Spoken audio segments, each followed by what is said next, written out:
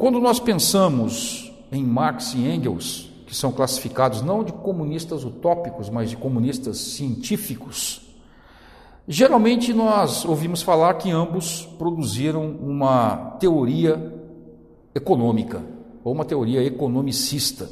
Então a pergunta que se faz diante desse quadro é a seguinte: por que uma teoria classificada como economicista se voltaria contra a família tradicional? Qual seria o interesse de uma teoria economicista ou puramente econômica em se armar contra a família?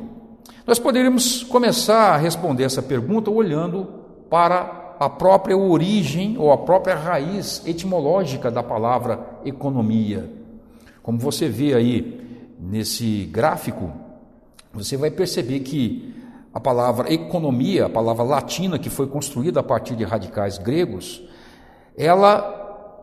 quando nós olhamos para a palavra economia, nós geralmente temos uma sensação de algo maior, algo de amplitude social. Nós pensamos na sociedade como um todo, nos aspectos de mercado que englobam a sociedade. Mas nós devemos nos lembrar do seguinte: a palavra economia é a junção de duas palavras gregas, oikos, que significa casa, e nomen, vinda da palavra nomos.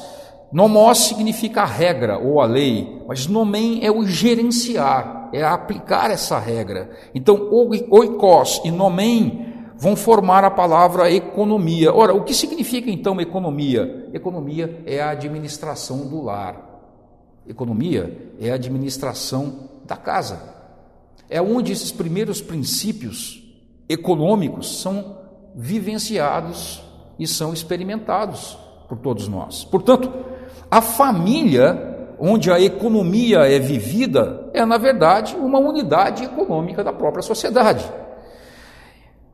É sobre isso que o pensador Lyle Rossiter, autor desse livro, disponível em português, A Mente Esquerdista, quando ele trata do assunto família, ele vai justamente abordar esse aspecto da relação entre a família e a economia.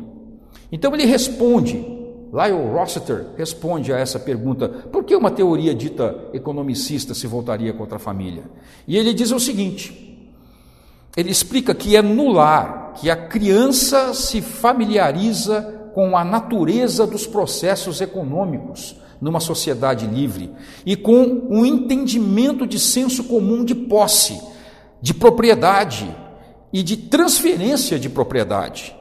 É ali que ele se familiariza com a natureza e as obrigações dos contratos, se familiariza com os mecanismos básicos de produção e troca de bens e serviços. É ali que ele se familiariza com a necessidade de restituição e compensação, e também com os fatores elementares da escassez, da oferta, da demanda e do preço. É na família que a criança e que o jovem começa a experimentar isso, essa realidade econômica pela primeira vez. Por outro lado, o próprio Rossiter mostra o contraponto proposto pelos esquerdistas, pelos revolucionários.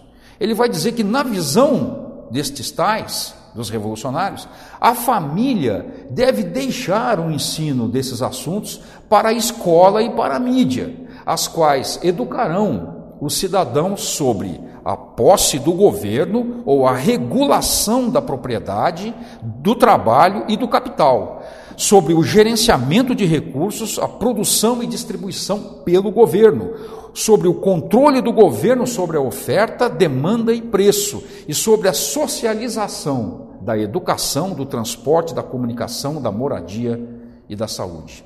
Então vejam que nós temos aqui dois universos muito diferentes, dependendo da forma como nós encaramos o papel da família.